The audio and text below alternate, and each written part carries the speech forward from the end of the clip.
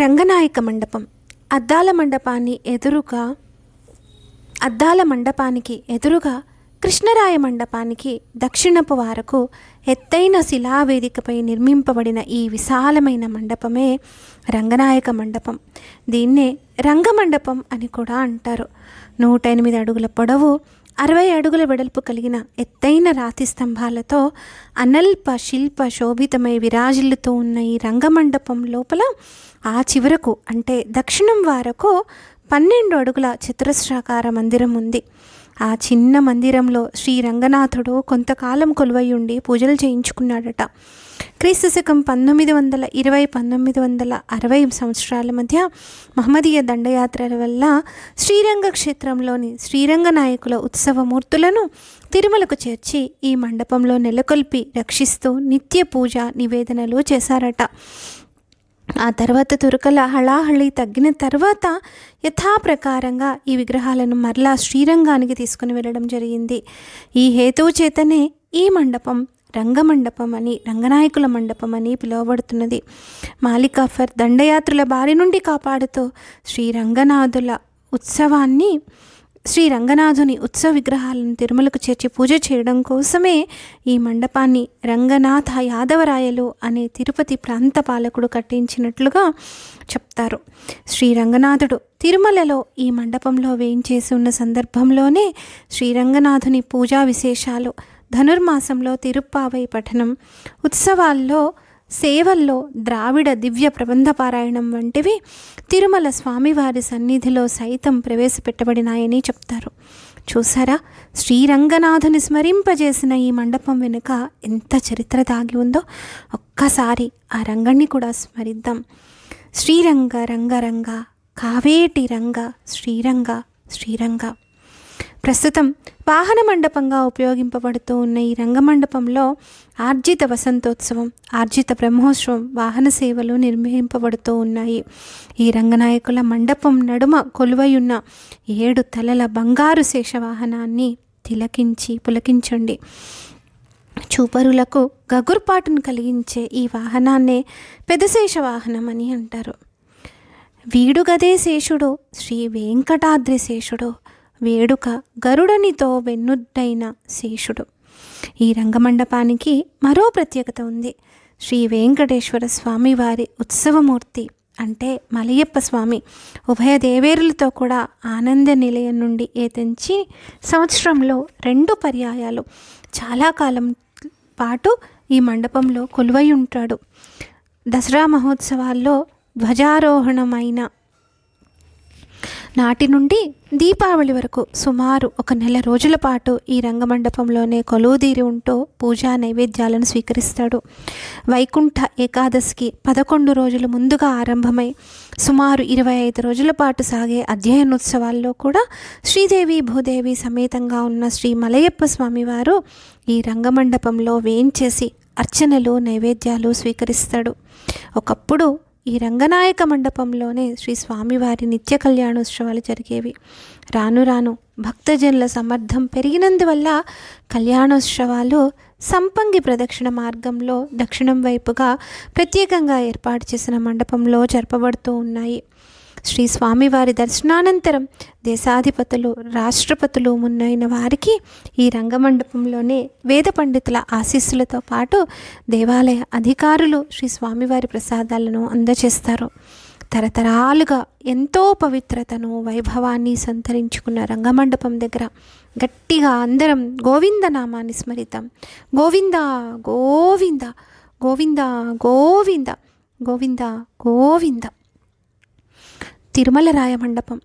రంగనాయ మండపాన్ని ఆనుకొని ఉన్న ఈ తిరుమల రాయ మండపాన్ని చూద్దాం. కదిలిరండి. తిరుమలేశుడు భక్తులపై చూపుతున్న తరగని ఉదారత్వానికి మచ్చుతునక ఈ తిరుమల రాయని మండపం.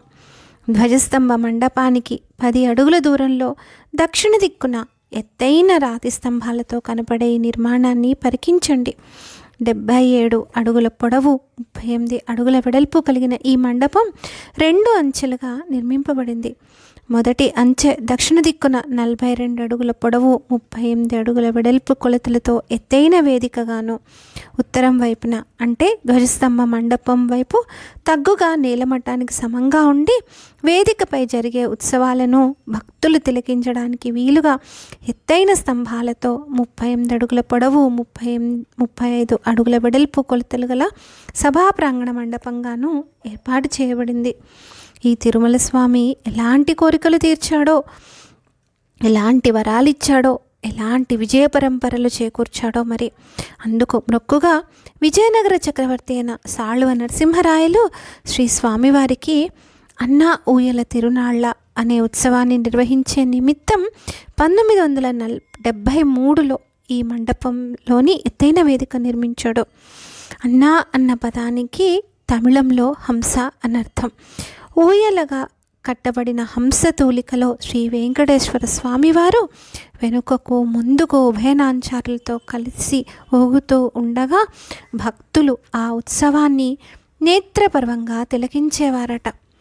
మిథున మాసం ఆని నెల జూన్ జూలై నెలల మధ్యలో 5 రోజుల పాటు జరిగే ఈ అన్నా ఊయల ఉత్సవం భక్తుల హృదయాలను ఆనందపుటుయాల ఊగించేది. కాలాంతరంలో ఈ ఉత్సవం నిలిచిపోయింది. అళియ రామరాయల సోదరుడు ఆరవీటి వంశ చక్రవర్తి అయిన తిరుమల రాయలు 16వ శతాబ్దం ఉత్తరార్ధంలో ఈ మండపాన్ని విస్తరింపచేశాడు. అందువల్లే ఇది తిరుమల రాయ మండపం అనే పేరుట పిలువబడుతోంది. ఇలా తన వంతు కానుకగా తిరుమల రాయలు విస్తరింపజేసి నిర్మించేసిన ఈ మండపంలో ప్రతి సంవత్సరం వార్షిక వసంతోత్సవం నిర్వహించే ఏర్పాటు చేశాడు. అంతేకాదు ఆ సందర్భంలో తిరుమల రాయని పొంగలి అని పొంగలి ప్రసాదాన్ని తన పేరుతో ప్రత్యేకంగా శ్రీ స్వామివారికి నివేదన చేయించి భక్తులకు పంచిపెట్టిన వితరణశీలి ఈ రాజమణి. ఆ తర్వాతి కాలంలో ఈ రాజు ఏర్పాటు చేసిన ఉత్సవం కూడా అర్ధాంతరంగానే నిలిచిపోయింది. ప్రస్తుతం బ్రహ్మోత్సవ సమయంలో ధ్వజారోహణ వేళ మాత్రమే శ్రీ స్వామివారు ఈ తిరుమల రాయ మండపంలో అద్భుత శిల్ప శోభితమైన 6 అడుగుల చతురస్ర శిలావేదికపై వేయించేస్తారు. ఆ సమయంలో పూజ, నివేదనలు, హారతులు వైభవపేతంగా జరుగుతాయి.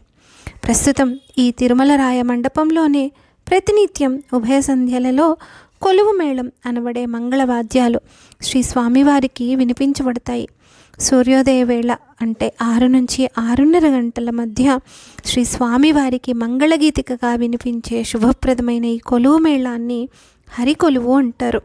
అలాగే తిరుమల శ్రీ స్వామివారికి సమర్పించబడుతూ ఉన్న మంగళగీతికి దివ్య నీరాజనమే ప్రస్తుతం మనం వింటూ ఉన్న ఈ హరికొలువు రచన కూడా.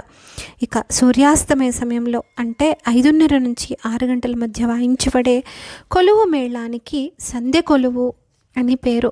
ఉభయ సంధ్యల్లో వాయించబడే కొలువు మేళంలో మేళం, డోలు, నగారాలు మోగించబడతాయి. నిత్య కళ్యాణ చక్రవర్తి అయిన శ్రీనివాసుని వర ప్రదానానికి గుర్తుగా ఇరువురు చక్రవర్తులు భక్తి ప్రపత్తులతో నిర్మించి కానుకలుగా సమర్పించుకున్న ఈ మండప నిర్మాణాలు ఆశ్చర్య ఆనంద సంధాయకాలై వరలుతూ ఉన్నాయి. ఇలా తెలుగు ప్రభువుల త్యాగనిరతిని, భక్తిని, తెలుగువారి ఇలవేలుపైన తిరుమలేశుని భక్తి ప్రియత్వాన్ని చాటుతూ ఉన్న ఈ మండపం వద్ద ఒక్కసారి ఆర్తిగా ఆర్ద్రంగా శ్రీనివాసుణ్ణి ఎలుగెత్తి స్మరిద్దాం. ఏడుకొండలవాడ వెంకటరమణ గోవింద గోవింద గోవింద గోవింద గోవింద గోవింద. తులాదండం. ఇక ఈ తిరుమల రాయ మండపంలోనే అటు ఉత్తరం వరకు చూడండి. ఇక్కడ ఒక పెద్ద తులాదండం, త్రాసు, తక్కెడ వేలాడుతూ కనిపిస్తున్నాయి కదా. శ్రీ వెంకటేశ్వర స్వామి అనుగ్రహంతో సంతానం కలిగిన వాళ్ళు తమ బిడ్డల బరువుకు సరిసమానంగా ధనం, కలకండ, బెల్లం, కర్పూరం ఇలా తమకు నచ్చిన ద్రవ్యాల్ని ఇక్కడ ఈ పెద్ద త్రాసు ద్వారా తులాభారంగా శ్రీ స్వామివారికి సమర్పిస్తారు. అలాగే రోగ విముక్తులైన వారు కూడా. ఈ త్రాసు ఇటీవలనే ఈ మండపంలో ఏర్పాటు చేయబడింది. అంతకుముందు ఇది లోపల హుండీకి సమీపంలో ఉండేది. ప్రస్తుతం 2001 నుంచి ప్రతిమా మండపానికి దక్షిణ దిక్కున రంగనాయక మండపం ముందు భాగాన ఏర్పాటు చేయబడింది. భక్తుల భక్తి తత్పరతను కొంతలో కొంతవరకైనా కొలిచి చూపిస్తూ తద్వారా శ్రీనివాసుని అనుగ్రహ తత్వాన్ని, దయను ప్రస్ఫుటం చేస్తూ ఉన్న ఈ తులాదండానికి మనసారా జ్యోతులు పెట్టండి. మరి గోవింద గోవింద గోవింద గోవింద గోవింద గోవింద.